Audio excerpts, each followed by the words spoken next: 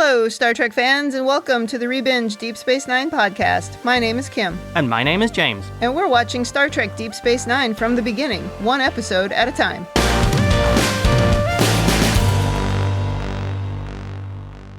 Welcome back to the podcast. Today we are on Season 2, Episode 9, entitled Second Sight. This episode aired November 22, 1993. And I think it's safe to say I have only seen this episode maybe twice before we did the rewatch. And this is another one of those episodes that I was pretty much convinced was a Next Generation episode.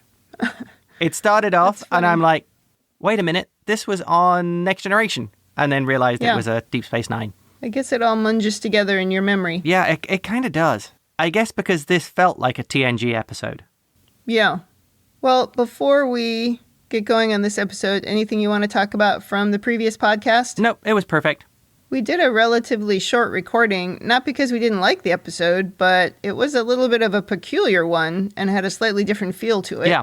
I'm not sure if that's why it ended up short. It didn't have a lot of Star Trek elements in it. It did advance the storyline a bit in terms of establishing the relationships between Odo and Quark and Kira and, how he met them. Yeah. But otherwise, there wasn't a lot of Star Trek-y stuff. It was a good origin story. Yeah, it was a little bit of an origin story. Well, this time in today's podcast, we're going to try something a little bit different by easing up a bit on the details of each scene to shorten the recording and shorten the time it takes to edit and reduce a little bit of the unfun part for me, to be blunt. We're still going to hit every scene because that's important to us. We're just going to focus in on the things that we think are important in each scene or interesting or funny, whatever, just maybe not in every single line and every movement as we have been doing. So let's see how that goes. Yes, it's worth an experiment. Yeah. Who's going to stop us? It's our podcast. That's kind of a good point. Yeah. Okay, let's get started. Okay, I'm ready. In the cold open, Sisko starts us off by giving a personal log saying he had nearly forgotten that it's the 4th anniversary of Wolf 359 when his wife died. He's sitting on his couch in his quarters late at night, and Jake comes out of his bedroom saying he was having a nightmare. He couldn't find his way to their quarters, but he somehow ended up in ops, and his dad wasn't there, and then the floor started to slope, and he was scared. That sounds like a pretty scary dream to me. Then he tells Sisko that he loves him, and we are 2 minutes and 13 seconds in, and I'm already crying. This is not a good way to get started. Well, clearly you can see Sisko's still recovering from the loss, but it's not as debilitating as it has been. Yeah, it's not as fresh.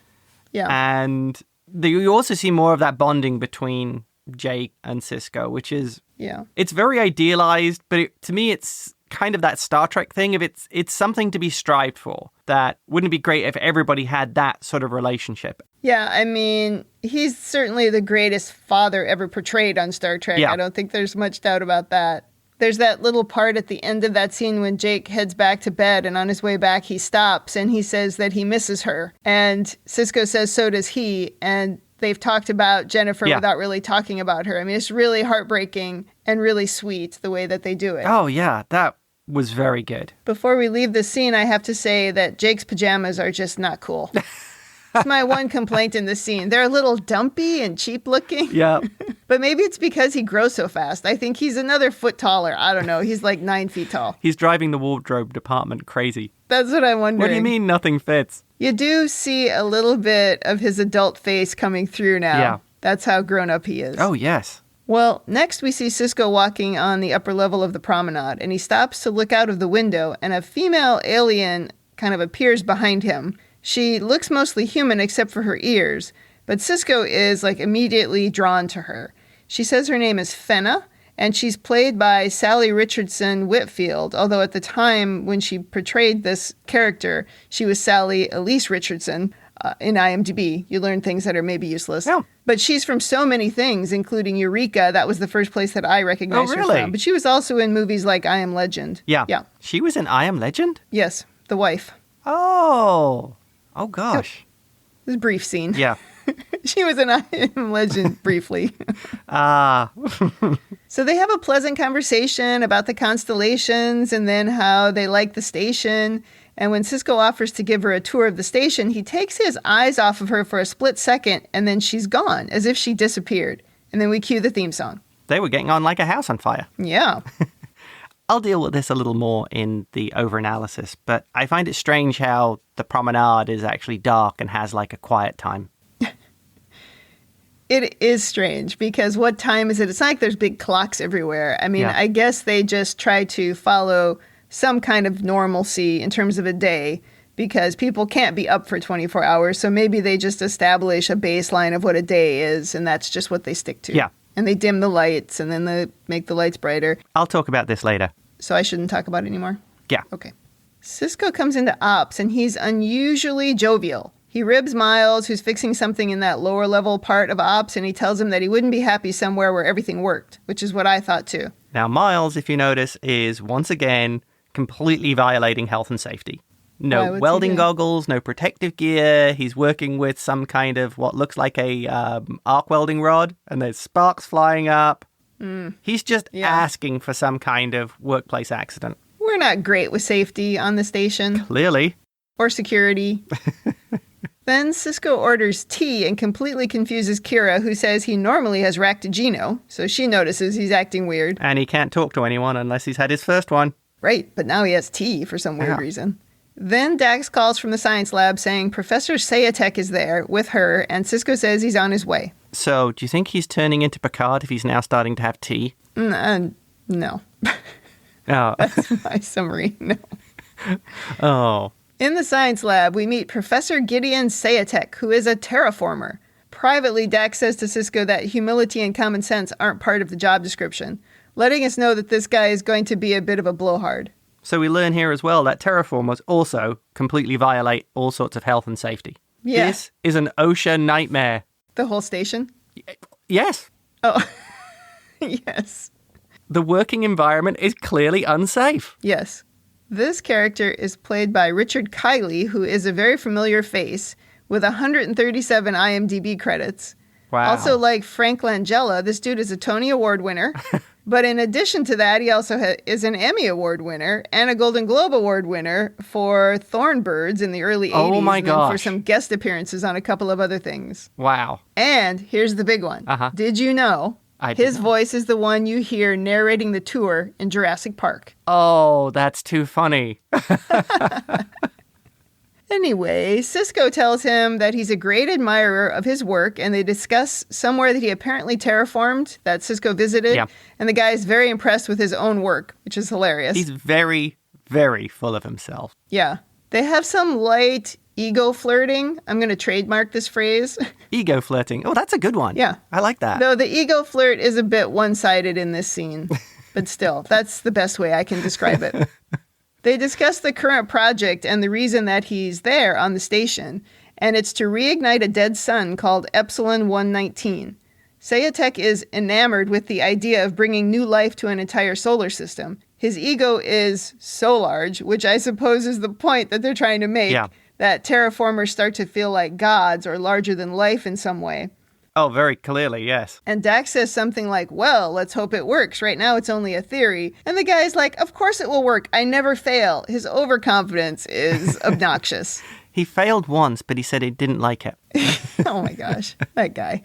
Then we go to Quark's, and Dax and Sisko are having dinner, and she notices that he's distracted and appears to be looking for someone. She's put a spell on him, clearly. He gives her no info, and she abruptly gets up to leave, saying she's working with Miles to boost Sayatek's ship's maximum speed to warp 9.5.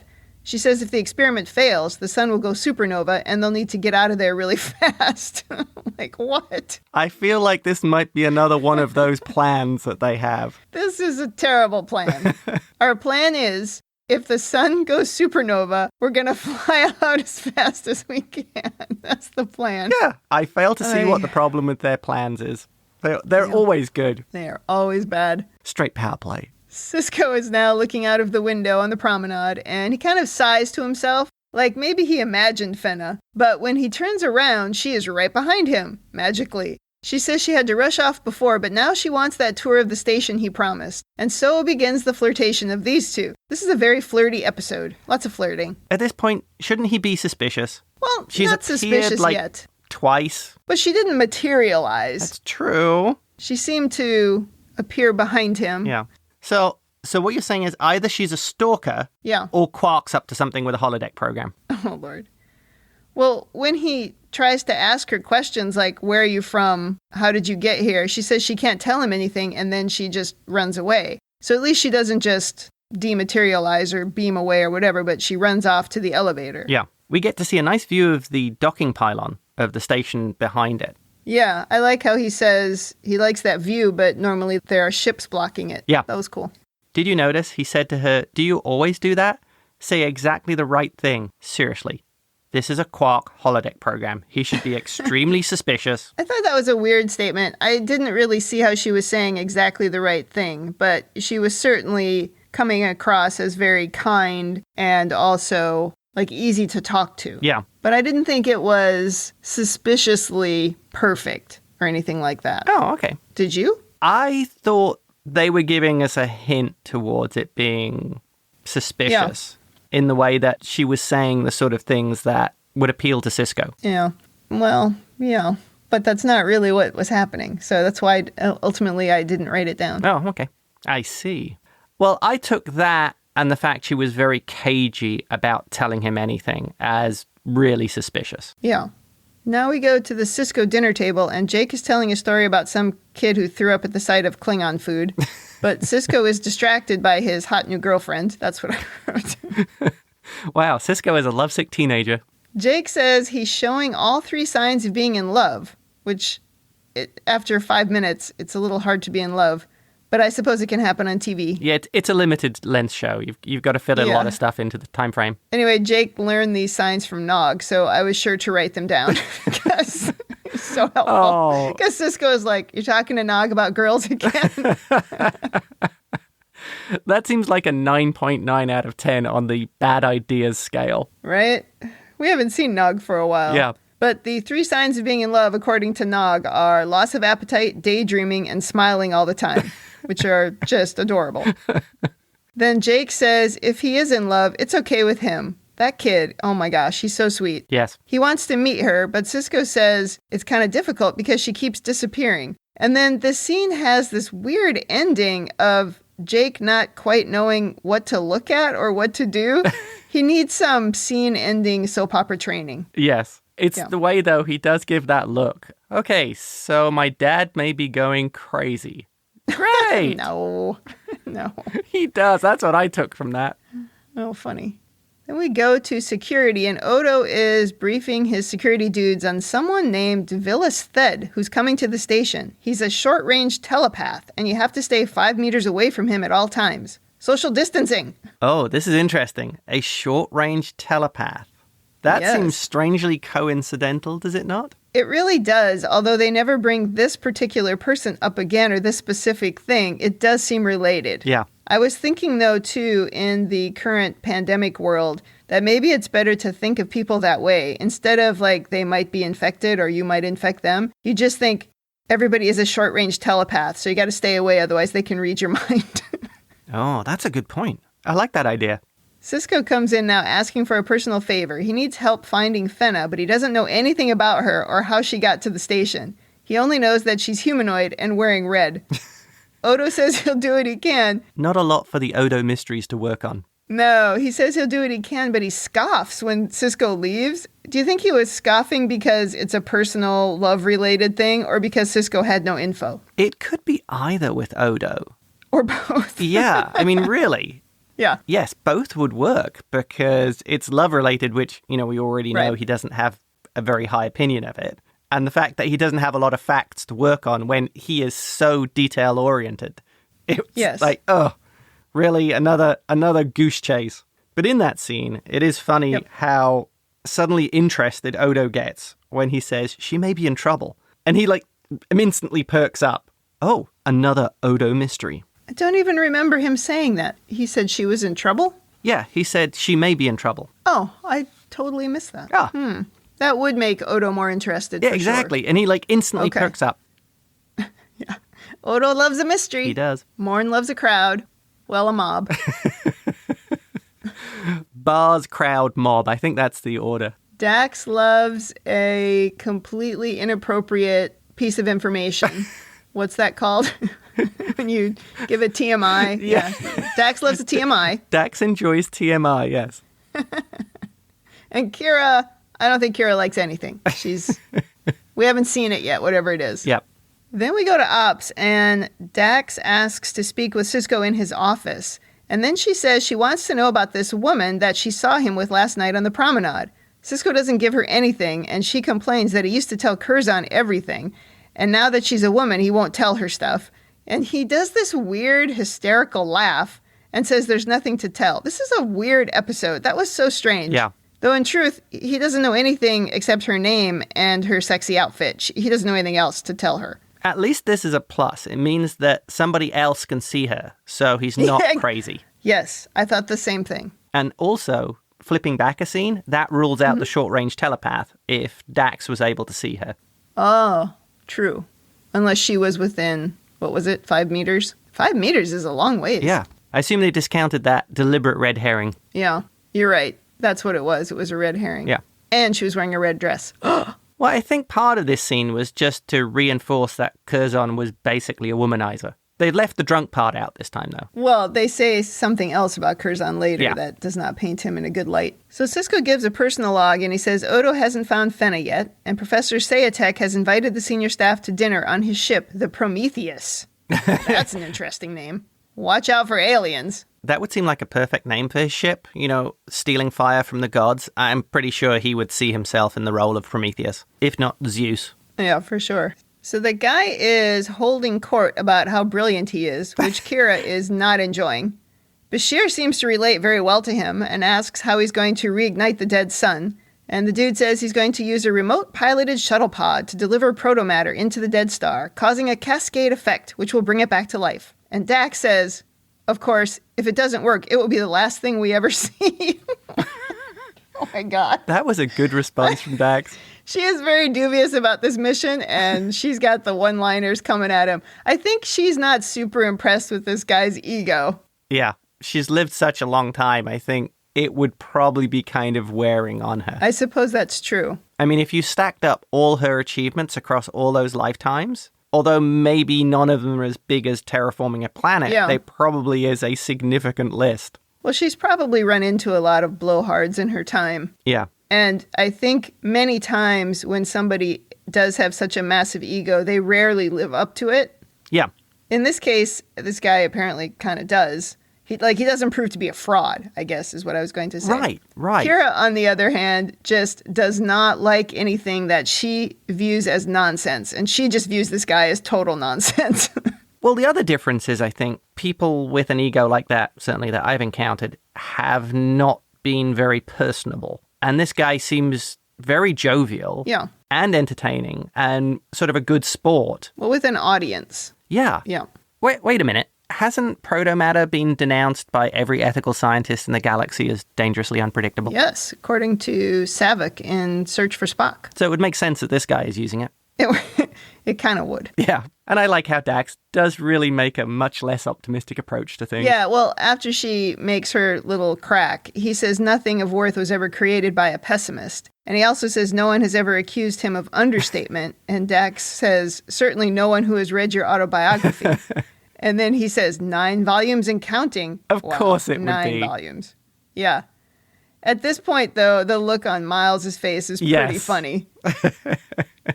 And then he says something about writing as many books as he has marriages, which, why even get married at that point? I don't understand that kind of stuff at all. Maybe it's because it was the 90s, so it still seemed like the thing to do, but why keep doing it? You know, this guy reminds me of a somewhat popular author I've seen at Comic-Con panels. They seem very familiar. Oh my God. They even look similar. I am not going to say that guy's name.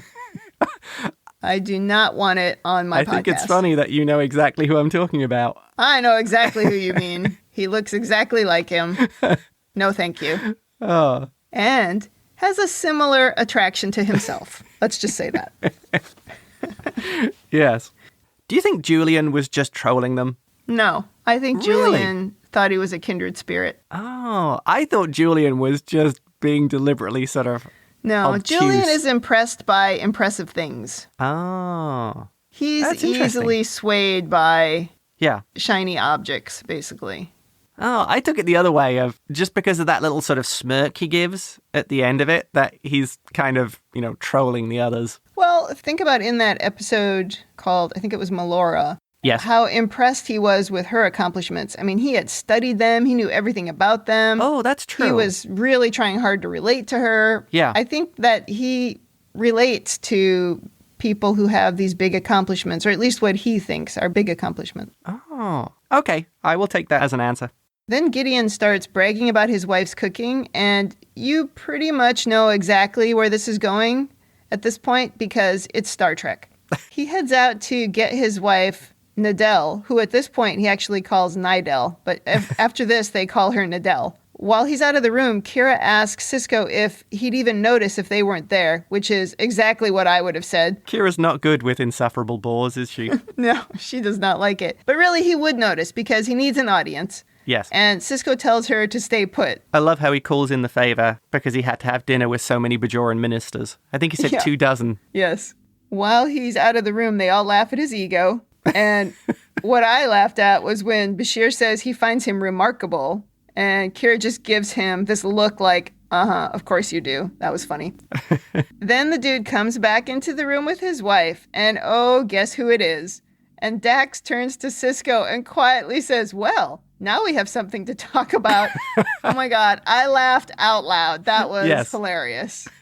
There's the Dax loving an inappropriate comment. Yep.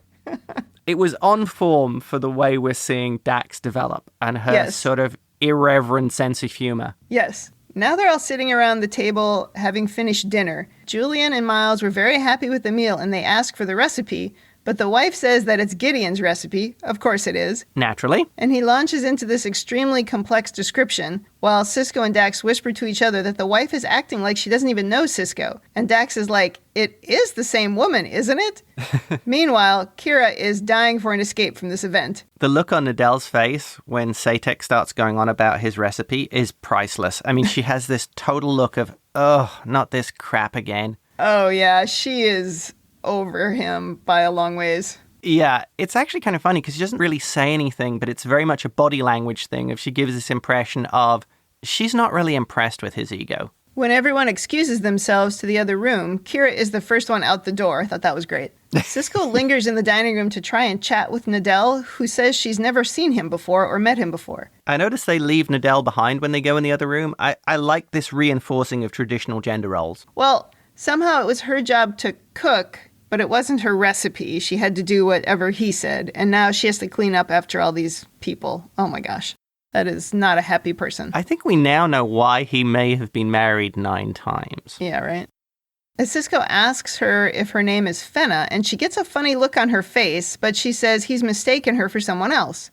It's very suspicious. Very. And also, she's dressed very differently from Fenna. It's very conservative, and her actions are really muted by comparison. She seems really sad. Now we're in the elevator going up to Ops, and Sisko is insisting to Dax that it was the same woman. He's upset that he felt drawn to someone for the first time since his wife's death, and it's a married woman. That was when there was this whole line about, well, that wouldn't have bothered Curzon. I mean, Curzon just sounds like a terrible person. Yeah, so he's a shameless womanizer. Yeah. And we've also established that he drank too much. So yes. When do we get onto the gambling? Yeah, he's not great. Then Odo comes in and says he can't find anyone named Fenna, but Sisko says he already found her. She's aboard the Prometheus. But the mystery deepens because Odo says nobody but Sayatek has disembarked from the Prometheus its entire time at the station. Dun, dun, dear. Dun. There's the Odo mystery. I feel bad for Sisko. He seems genuinely drawn to this woman, but he just doesn't know quite what's going on now. Right, it's very strange. Or what the deal is. That's a terrible position to be in. Yes. Now he's hanging out on the second floor of the promenade again, hoping to run into Fenna. But he gets Quark instead. Yeah, that's not a good trade. We could have done without Quark in this episode. This, I guess, is where Quark is actually being a little bit impressive. He's trying to look for an advantage and make an inroad with Sisko somehow. Yeah. At this point, if I were Sisko, I would be very concerned that this was all some kind of Quark holodeck trick to try and get him to confide. Yeah. It seems like the kind of skeezy thing that Quark would do. Well, it really does. I mean, he came up there with a drink, which Sisko didn't want, and then he invites him to come down to the bar to talk about women, which Sisko declines. And then he makes a suggestive crack about how the holosuites are always open, and Sisko kind of stomps off. I thought this whole scene was a waste of time, though. Do you think they were actually trying to establish something with Quark? No, I think it might be trying to be another red herring, like the short-range telepath. Make you think maybe Quark was up to something with this? That it was a holodeck program or something like that? I guess that could be. Make you think, oh, maybe it is a character from the holosuite. Right, exactly. Okay, the scene felt like a waste of my time. Sisko arrives in his quarters just as Fenna appears running up to him saying, "I missed you," and giving him a hug, which Sisko does not respond well to. He tells her he had dinner with someone who looks just like her, and she says, "How strange." But she is either playing dumb to all of it, or she really doesn't know what he's talking about. He tries to get her to say where she's from and who she is, but she's got no info. And then she says, "When I came here, I thought I was looking for a place that I belong. But I wasn't looking for a place. I was looking for a person. I was looking for you." Oh. And then she kisses him, which at this juncture, he's got to be extremely confused about what is going on. At the very least. Especially when she suddenly stands up, looks at her hands, and says, "Benjamin," just as she turns into a blue light and disappears. Uh-oh. Yep. Ad break. She actually disappeared right in front of him. Yes. Poof. At this point, I think he should have stood up and shouted, "Quark!" Or Odo, or someone. Next, we go to the Prometheus, where Miles is telling Dax that he stretched the engines to 9.6, even though their theoretical limit is 9.5. He wishes her luck and leaves, just as Sisko appears, saying he's decided to go along. Oh, that look on Miles's face as he walks off. "Good luck, Lieutenant." Oh, that was very clearly I'm really glad I don't have to work with Dr. Full of himself. Better you than me. Yeah. Perfectly on brand for Miles. Dax tells Sisko this mission is dangerous, but he thinks the key to Fenna's disappearance is on the Prometheus, so he has to go. I think it's really strange that he would go on a dangerous mission just because of this disappearing woman who he's known for 2 days. Or 1 day. I don't know how long it is. It's a day or two. That's because you're not a guy. Okay. I'll accept that answer. On the bridge of the Prometheus, everyone is doing sciencey stuff. Gideon and Sisko enter the bridge, and the professor starts spewing something about how this achievement will be the biggest thing he can ever do. He's so brilliant. Like this will be the end of what he can accomplish. I'm so impressed with him. Really? He quotes some Klingon poetry. I loved how Sisko totally took the wind out of the old windbag sails when he interrupted him and quoted the Klingon poetry line, which was, "Pity the warrior who slays all his foes." Yes. He wasn't expecting that. He wasn't, but didn't he say that they learned that at Starfleet Academy? Yeah. Although there were plenty of poems we learned when I was in college, but I couldn't quote any of them. But essentially, Sisko is grilling him for info, and he is full of hot air, so he's happy to talk about himself. Oh. And then he talks about meeting Nadell as the daughter of a local dignitary on her planet, and she was infatuated with him. The actress must be literally a third of his age. Not even half. A third. That's very ageist of you. He was born in 1922, I believe. And she was born, I want to say, in 1967. So 45 years. Oh my gosh. Difference in age. That is not a good look on anybody. But she is absolutely stunning. She is. Well, sure. Yeah. He says she's never been off of her own world before. And he goes on and on about how much she loves him. But we haven't seen any evidence of that. She showed no love for him at that dinner party. Then we go to Sisko's quarters on the Prometheus, and there's Fenna. Sisko calls Dax immediately, who arrives and starts using her tricorder. And she says Fenna has no cellular structure or DNA patterns. She's pure energy. Ugh. One of those energy projections. But where from? Yeah. Then we jump to Gideon's quarters, and Nadell is unconscious with an upset Gideon next to her. He shouts at Dax to help her, but Dax doesn't know what she can do. She can just tell that Nadell is in shock. Then Gideon sees the other woman and says, "Fenna, I should have known." And the mystery thickens. So the doctor knows who she is. That's right. Into the ad break. Perfect timing. When we come back from the break, Gideon says Nadell is a psychoprojective telepath, and Fenna is just a projection created by his wife's unconscious mind. Dax continues to read her tricorder saying Nadell can't survive this. So Sisko ushers Dax and Fenna out and sits Gideon down to get him talking. He's had enough of the professor's bluster. The professor says that she doesn't even know it's happening, but in times of deep emotional distress, Halinons, that's where she's from, I guess? Yep. Halinons lose control of their abilities. He says that all of his marriages start out great, but a few years of togetherness always leads to them leaving him. So we discover he is a truly terrible husband. Oh, yes. As well as probably the worst blowhard of all time. Oh, man. The greatest blowhard of all time. Can you imagine trying to live with that ego all the time? All I can say is, a warm wind is blowing in from... Minicoy. Perfect. Oh my gosh. Well, anyway, he says the trouble is Halinen's mate for life, and she can never leave him no matter what she might want to do. That is horrible and grim. You're a terrible husband. Stop marrying people. Oh my God. That would be a good idea. It almost feels abusive, and it's terrible. Anyway, then we go to Sisko's quarters, and Fenna is trying to convince Sisko that she's real, but she has no idea where she came from. She still can't answer any questions, but she doesn't want to disappear. He says what they have is just a dream, and it's not real anyway, and that's sad but true. She says she loves him and she always will, which, oh my gosh, in 38 minutes of a show, she's fallen madly in love with him. Dax calls Sisko at this point, saying Saya Tech has launched the shuttle to Epsilon 119, but it's not remotely. He's on board.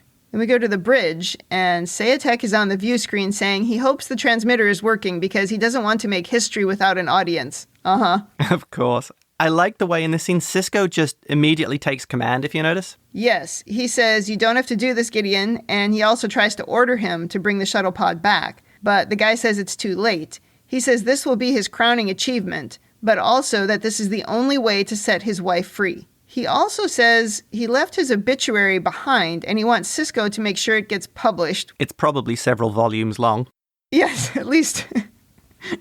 Yes, it's at least 9 volumes. He says he didn't get a chance to add the last entry, and he wants the record to show that he sacrificed himself at the altar of science. Oh my God. Of course he did. He shouts, "Let there be light," as the shuttle crashes into the sun, so he really does think he's God. Yes. Behind Sisko on the bridge is Fenna, and there's a tear streaming down her face as the orange light from the reignited sun hits them all, and then she disappears. Forever. Oh. I don't know about the actual science here, but if they reignited a sun, and they were close enough to it that it just took the shuttle a couple of minutes to get there, I don't see how there's any way they're far enough away to survive this process. This whole thing is very flaky to me. Hand-wavy science. It's Star Trek science. It is hand-wavy Star Trek science. I did wonder, after having that sort of crisis there, I also did wonder, well, maybe this is just the first phase and it actually takes years for it, or decades even, for it to reignite. I don't know. Oh, that's a good point. It might be a very slow process. Yeah. This is just the first stage. I explained it away from myself. Oh, there you go. As you often have to do in Star Trek. Precisely. Good job. Thank you. And we're back on the station, and Sisko says in his log that the sun thingy worked, and it's a fitting memorial to a brilliant man. Nadell has made a complete recovery, but she doesn't remember Fenna at all. And then we drop to Sisko hanging out on the promenade again when Nadell approaches. She's heading back to her home planet, and she wishes she could remember Fenna, but she can't. Sisko tells her that he will remember for both of them. She is absolutely stunning in that outfit. That whole look and the way she, they have the hair and the whole dress and the way she's made up. She is absolutely stunning. The dress that Fenna was wearing, though, was considerably more revealing. This is much more conservative. Yes. But yeah, I mean, she's a good-looking person, no doubt. She asks what Fenna was like, and Sisko says she was just like you. And then Nadell walks away slowly, and that's the end of the episode. That was a really nice thing to say, though. It was. Well, overanalysis, what have you got? Well, my first part is actually the very amusing end scene, because I kind of noticed some of the same extras walking backwards and forwards in that scene. It's really worth rewatching that end scene just to see how many times the woman in the grey Bajoran uniform walks backwards and forwards, the guy swinging his arms, the woman with the green sweater and a bag over her shoulder. It's actually kind of funny. Maybe they're just getting in their steps. Oh, could be. Could be. Because I sometimes walk back and forth when I'm just trying to get in my steps. I actually watched that scene seriously like half a dozen times so I could actually write down the order of who was walking who would be walking forward and then walking back. It was kind of funny. I love it. That's the kind of silly thing I do watching scenes like that. But Yeah. yes, definitely there was not a lot of extras in that, but they just made them circle, basically. Was Morn in this episode? I did not see Yeah, I Morn. didn't either. Yeah. Gosh, another episode with no Morn. So disappointing. Yeah. Well, on to more serious overanalysis. Now, why was the starship so close to the star if all they needed to do was send a shuttle down? Remotely. Yes, and there was a risk of the star going supernova. I mean, couldn't These you are all just good drop questions. out of warp, drop the shuttle off, and then run away? Get the heck out of there. Yeah. Back up a few light years, see if it explodes. Yep. I have the feeling it's another one of those terrible plans you keep on warning us about. Yes. At the same time, no one else seemed to think it was particularly dangerous. Really, only Dax was dubious. Yeah. So maybe it wasn't really that risky. Or maybe they just listened to Sayatek, who said, no, it'll be fine. Oh,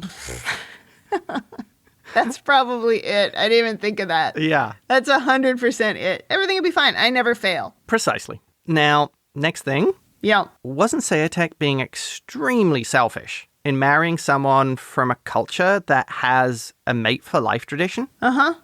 I mean, given that he's been married so many times, so he's clearly a dreadful partner, and all of them leave, Yes. that's a really obnoxious move. Yeah. When you're in such an insufferable bore that you drive all partners away after a couple of years, and you marry someone with that culture of mate for life. That's why I said it felt abusive. Yeah. And do you think, would that be religious, or do you think it was cultural that they have the mate for life thing?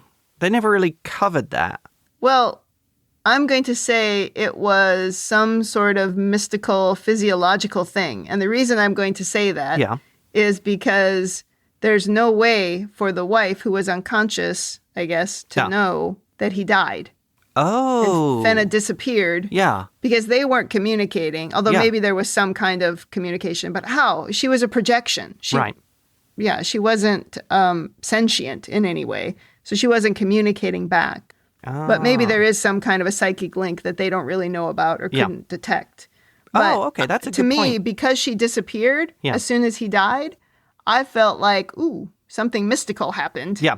Oh, that would make a lot of sense. Okay, I'll go with that. Because really, you could just leave him otherwise. That's true. Yeah. But like I said, if it was a cultural or religious thing, those unfortunately have kind of a strong grip over people. Yes, but things that are harmful often change when one person stands up for it and makes the first move away from it. That's true. But some people don't want to be the first one. I know. That's why I can't decide, is this episode about spousal abuse, archaic marriage practices, both? Or even just, finding an easy way to kill your husband? I don't know. Women are not treated great in many of these Star Trek episodes, I'm afraid. It's a little anti-woman. I don't know. I don't like it. And I don't like, too, that we made the guy the hero, so everything's okay. And it's like, dudes, come on. Really? I didn't feel like he came off as a hero. That's how it was written. Really? But sure. He saved the day by sacrificing himself. Oh, I see. Yes. What else would you say? Okay. I mean, it's a bit of martyrdom, but still, he's just viewing it as a way to be the hero. Okay. That would fit with the character as well. Yeah. Okay, and the final points I have. I really like the Bajoran military uniforms. Just from the bit at the ending where they're on the deck and they've got the people with the red uniforms and the grey uniforms walking past in a circle. I really like the uniforms. We might have to think about cosplaying that. A Bajoran uniform? Yes. With Rebinge DS9 on the back? Exactly. There you go. And my final point. I believe we know one person who has actually modeled their life on Sayatek. And again, we're not saying that guy's name. I'm not supporting him. I've accidentally seen him on multiple panels. I saw him on purpose a couple of times, and then I'm done with him. Yep. Moving on. Before we leave overanalysis, we're supposed to talk about the nighttime thing. Yes, the shifts. I don't get why Sisko is walking the promenade at night. I mean, how do they define night, considering Bajor has 26 hours? So which period do they determine as the normal daylight hours of Deep Space Nine? Well, I suppose it's possible that they pick a location to sync with and they just sync with them. Like the capital? Yeah, like maybe the capital of Bejor or something, the nearest planet. But really, it doesn't matter. I guess they could pick any 26-hour period. It seems to make sense to try to stay within the schedule of the nearest planet or the planet they interact with the most. Yeah, that's true. And then I'm just imagining when it's the evening shift, they dim the lights and the shops are generally closed. I mean, it could easily be like Vegas.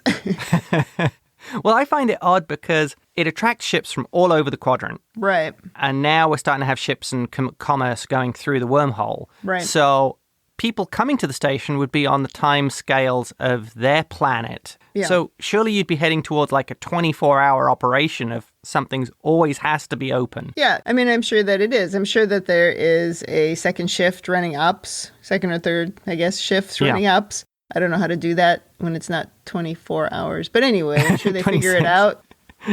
And then they can always use the Replomat if they need food. And I'm sure there's a night host. Like any hotel. Yeah. So you think really that they have a defined period of time that they class as the nighttime on the station? Yes, I think that's exactly what they do. Yeah. Because I think they need defined downtime. Yeah. And if they keep it on a schedule, it's better for people, right? They get their appropriate rest and regeneration time. Okay. Yeah. That does seem reasonable that you would put those sort of time periods in. Yes. Okay. And that wraps it up for me. I have a little bit of overanalysis. Just one thing. Really? This is a very Star Trek episode. Yes. This is why I thought it was TNG. Sure. Someone mysterious arrives. One of the main characters falls in love in 5 minutes. She's not what she seems, and then she's gone forever. Very Star Trek. Yeah, wouldn't it normally be Wesley? No, Geordi, Riker, even Beverly had a similar couple of episodes like that. Deanna, everybody. It's very Star Trek. Oh my gosh, even Picard. We could go back and find at least one episode per character on Next Gen. Really? Yeah. Okay. Oh, for sure. Yeah. Anyway, that was my overanalysis. It was just very Star Trek. So let's move on to women in the future. And we've already kind of talked about it in terms of the character of Fenna versus Nadell. Yeah. Neither character was particularly fleshed out. Nadell was just unhappy and reserved, while Fenna was like, oh, aren't you interesting to Sisko? Yeah. Yet she had nothing interesting to offer him, which is why I would find it a little bit difficult for someone to fall in love that quickly with something that shallow. But I can't look at it from Sisko's point of view. I can't quite relate to him or his situation. Yeah. But I think we've all had at least casual encounters with people who we thought we liked or we were attracted to just because maybe they looked good to us. And then we would find out that there's not much under the surface. Is that in reference to your current husband? Or? Oh, gosh, no. We've been together for a very long time. That would not have lasted that long. Yeah, I'm joking. Oh, interesting. Yeah, that's an interesting take on it. I don't like the superficial character and the fact that Sisko is madly, deeply in love with her. Yeah. In some cases in Star Trek, they're able to cast some kind of a spell. Like there was that episode of Next Gen where there was the woman who was supposed to marry someone else and the first person she saw would fall in love with her. Do you remember that? Yeah. And that was Picard by accident. It wasn't supposed to be. Yeah. But that was at least slightly different in that she was sort of casting a spell on him and there was something else mystical going on. But in this case, she was just a projection. And he essentially fell in love with how she looked and her red dress. And I just found that shallow and weak. Well, in the original series, there was the Harry Mudd, the women who were with Harry Mudd who could, oh my God, it was awful. give off whatever it was, pheromones or something. And be attractive. I remember that episode, but I don't remember it in detail enough to be able to speak about it. Yeah, that's just a bit I remember. But do you think, given that she was a telepath, that some of the characteristics she was showing to Sisko were based on what he saw, sort of, if you like, as an idealized partner or an idealized woman? You know, the red dress, she was interested in the station, she liked a picnic. She had these characteristics that meshed with things Sisko liked, and she'd pick those up telepathically. Yeah. Okay. I hadn't thought of that. I hadn't remembered, I guess, that she was actually telepathic. So that makes sense if she were kind of reading his mind. Yes. Yeah, and then exactly. because Sisko, like you said, Sisko says that thing about how do you always say the right thing? Well, she says the right thing if she's reading his mind. Yeah. Okay. Thank you. That actually helps me feel better about the episode. It doesn't make me feel better about the sort of abusive nature of her marriage, but now I feel better about the Sisko relationship, so that's good. Yeah. The other thing I quite did enjoy in the episode was the pessimistic nature of Dax. She was always maybe a little bit suspicious of Sayatek, that maybe he was just all bluster and no substance. Yeah. But she still saw the mission through. She didn't hamper the mission in any way. You know, she did her job. But she took a couple of digs at him because she didn't really like him. Yeah, I didn't get the impression she didn't trust his abilities. I took it as she more saw his bluster as irritating or annoying. Yeah, as superfluous. Yeah. To the mission. Right. I just loved, she had the funniest line of the whole episode when the wife appeared and she said, now we have something to talk about. Oh, man. I laughed. That was great. Yeah. Okay, that's all I have for women in the future, especially since we didn't see a lot of Kira. So we covered the two women essentially who were in the episode. Well, we did cover one little interesting piece about Kira is we learned that she's using Sisko to help her agenda on Bajor. I don't think we learned that. We just learned that he meets with ministers. Yes. I don't think we learned anything else about it. And that Kira was organizing these things and getting Sisko to do it. I don't even remember that in the conversation. He said she was organizing it? Are you sure it wasn't like Federation type things? You made me have dinner with a dozen Bajoran ministers. Oh, okay. Yeah. So okay. I'm thinking that he's, in theory, revered as the emissary of the prophets. So she's obviously using him to help her agenda on Bajor. Well, I don't know if it's obvious, but that's possibly what was going on there, yes. Or, at the same time, he could just be helping her establish a more political foothold because she doesn't really have the background, the experience, and how to do that. That's true. We have seen that is an area where she is still learning how to deal with it. Leadership. Yeah. She's better in a swamp fighting Cardassians. Yes. Eating pakulas, or whatever those things were called. Spider dogs. eating spider hot dogs. All right. Well, I think we have reached the end of that section. So let's talk about rating. Thumbs up, thumbs down, or neutral. What is your rating? I'm going with neutral because to me, this didn't feel like very much a Deep Space Nine. It felt much more like a Next Generation leftover script. Probably why I'm giving it a thumbs up. Really? I am actually surprised you're giving it a thumbs up. Very Star Trek-y to me. Yeah. I mean, certainly there were things in it that were dopey, like every Star Trek episode. But it felt like Star Trek. That's funny. Mm-hmm. That is funny. Well, all right. Any last remarks? Yeah, this was an episode that I really didn't go back and watch again. I think this is probably only the third time I ever watched it. Yeah, there's no reason to go back and watch it. When I do my ratings for the end of the season, like how I did season 1, I pretty much sort them based on, do I want to go back and see that episode again, more or less than the one above or below it? Right. And I can't say that I would want to go back and watch this one again. I've seen it. Yeah, I agree, yeah. All right, well, that is it for Season 2, Episode 9. So come back next week for Episode 10. In the meantime, if you'd like to tell us your own over-analysis of this or any episode, or if you just want to say something nice, or you want to email me about that guy that we're not going to talk about. I shouldn't say that. I'm going to get that out. Please email us at ReBingeIt@gmail.com or tweet us at ReBingeIt. Also, check us out on TalkThroughMedia.com. You can leave feedback for us there and listen to all of our other awesome podcasts. Thanks for joining us on the Rebinge Deep Space Nine podcast. That's it for me. And that's it from me. She doesn't look like she enjoys his ego. No. No wife would. Well, you enjoy mine. You're permanently impressed with my brilliance. Your response to that could be, I'm glad you think that.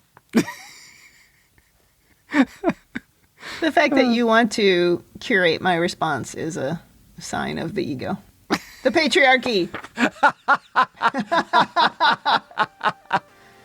Oh my God, you're so funny. That was funny. You're the best. I cracked myself up on that one. Yes, you do.